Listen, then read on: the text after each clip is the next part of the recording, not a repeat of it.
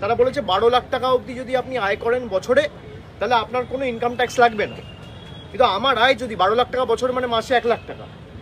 এবার যে মাসে 1 লাখ টাকা আয় করে তাকে তো জিনিসপত্র কিনতে হয়, খাওয়ার জল খেয়ে তো বেঁচে থাকবে না।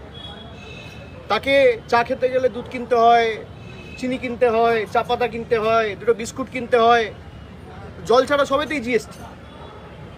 চাল, গম, আটা, সর্ষের তেল, মাথার তেল, শ্যাম্পু, গায়ের সাবান, সবের উপর, টুথব্রাশ থেকে শুরু করে মানে সবের উপর, পায়ের জুতো থেকে শুরু করে, মোজা থেকে শুরু করে, পকেটের রুমাল থেকে শুরু করে কিছু বাদ নেই, সব কিছুতে জিএসটি।